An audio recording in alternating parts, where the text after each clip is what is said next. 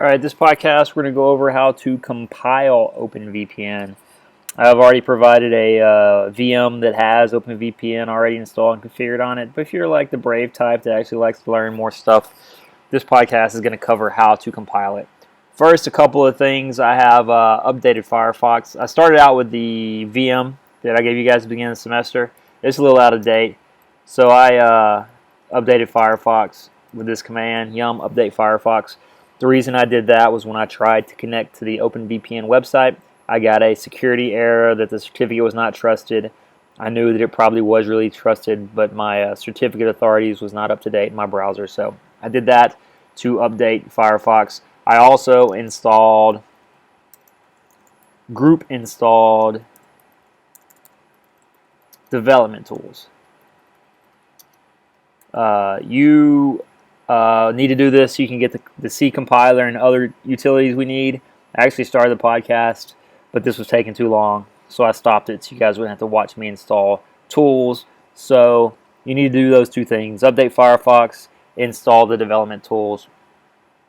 I already have this file here, openvpn232tar.gz. I got it from openvpn.net. Community downloads the source tarball, openvpn 2.3.2 tar gz. So this means it's a gzipped tar file. First thing we need to do is extract the directory out of there. You can do that in one command, xvzf in the name of the file. The X means extract, the V means verbose, show me verbose output, or show me the files as we open them or extract them. Z means it's zipped, and F tells the file name. So we'll run that. That'll get the files. Then we'll CD into the OpenVPN directory. So there's like two files in here you normally want to look at. One's install and one's like README. Install tells some stuff about how to install it. You know, that has more details. The README is like a little shorter. Basically, to build, configure, make, install. Those are like the 3 steps you'll normally take installing software from source code on a Linux environment. Lots of times, shouldn't say lots of times, sometimes there's also a make test before install, so you test to make sure it works as expected. So we're going to go ahead and configure for fun. So far I've only installed the development tools. There's also going to be some other things we need to install and some other issues we're going to need to fight through. I'm going to describe those as we go along. So first we'll do configure.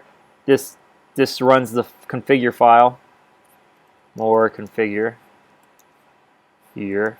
This is a file that pretty much tries to build the system. It looks for your different things you need, and looking at that's way outside the scope of what we need to worry about right now. We'll just run it, configure, and it's going to run and look for our C compiler and some libraries and everything we need to make it happen, and then it's going to fail here in a second when it's looking for a particular thing that we don't have. Oh, error, SSL is required but missing. SSL secure socket layer. Why am I getting so many emails right now? It's annoying. I'm going to go kill my webmail so you guys don't have to hear that for the next 40 minutes.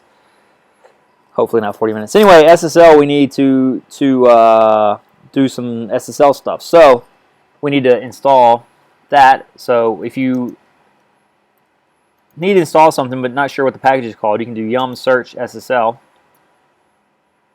And that'll show us different SSL things.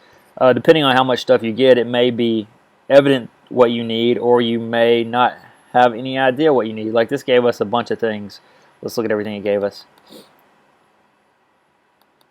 Crypto utils, mod SSL, admin util, blah, blah, blah.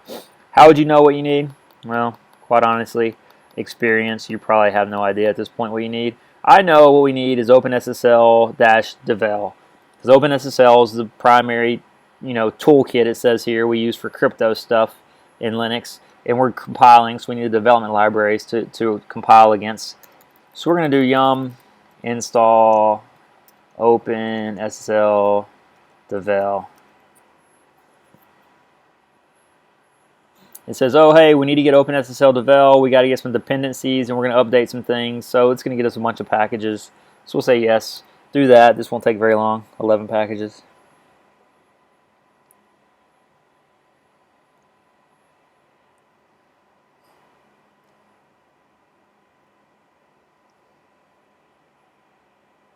This won't take very long. 11 packages. 18. Whatever. Oh, it's testing now. Transactions, testing, whatever. Alright, so we're done. So now we'll run our configure again. Hope for the best. It's going, it's going, it's going, and... If you guys ever watched that? Oh, never mind. So here we got past the crypto stuff, but now we have another error. LZO enabled but missing. LZO, what does that mean? Well, I happen to know LZO is used for compression, right? So let's do what we did before. Yum, search LZO. Ooh, no matches found.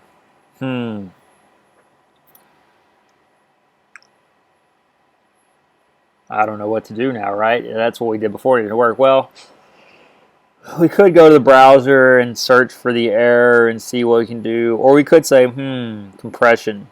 You know, I happen to know that you don't have to use compression with OpenSSL and openvpn. So I'm going to say, let me go figure out if I can get around that. And the way I'm going to get around that is I'm going to read the install file. And if you go down a little bit in the install file, it gives you some help about things. What'd that say?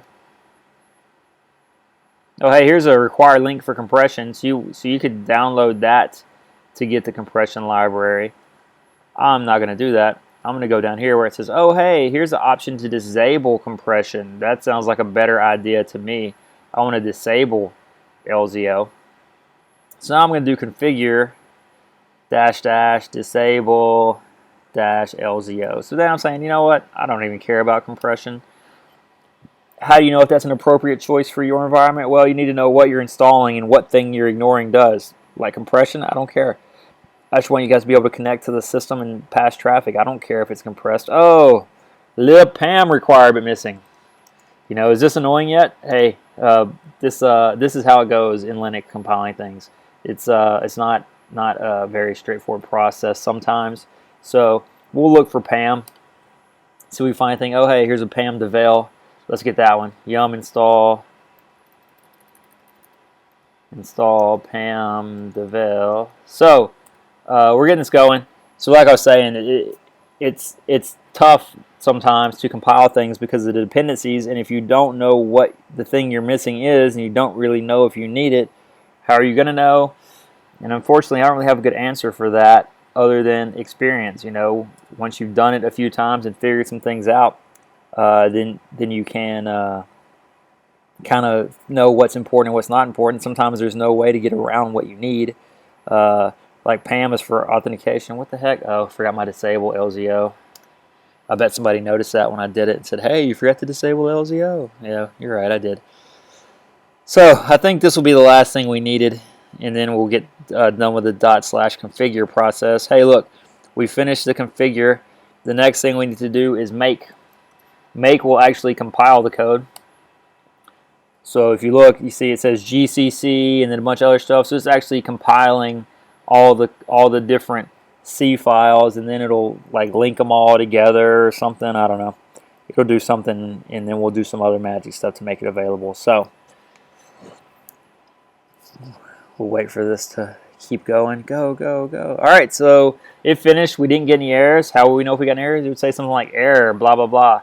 And that would have been an error. So now we'll do make install to actually install the binary that was created. So now if we do which openvpn, we have user local sbin openvpn. So now we have the compiled binary file. Right? Now we need to go, oh, I already have a browser. Now we need to go and get some files from D2L. Yeah.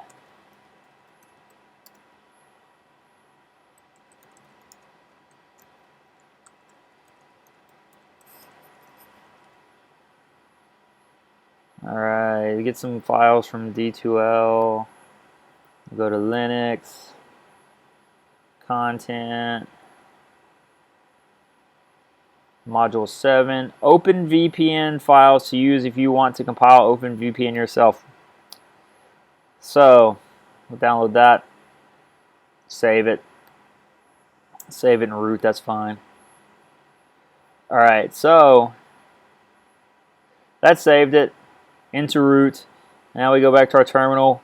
We want to put these files in /etc/openvpn, and that directory doesn't exist yet. So we'll make a directory called /etc/openvpn. We'll cd to /etc/openvpn.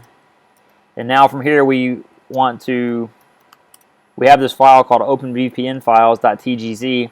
TGZ is one word extension for a tar gzipped file. Same kind of file as this one, it's just got a different extension. So from here, we're going to extract it, xvzf, right, /root openvpnfiles.tgz. So we are in the openvpn directory.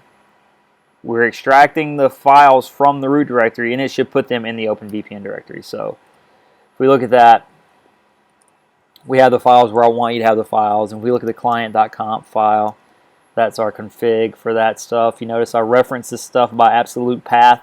So if you don't put the files in openvpn, you're going to have to come edit this file name and hope for the best. So now that we have this file name, let's cd back to our home directory because that's where we're most likely to be. Let's say a little prayer, if praying's your kind of thing, and hope that this works when we try to connect. OpenVPN /etsy/openvpn client.conf. Cross your fingers and hope for the best. And it looks like it actually worked. How can I tell if it worked? Well, I can open a new tab and try to ping my server. Hey, look at that. So that actually went a lot more smoothly than I expected. I only had to fix 3 errors. OpenSSL was missing, the LZO I disabled, and then I had to install the PAM stuff. So that actually went fairly smoothly. So yeah, good. That was fun.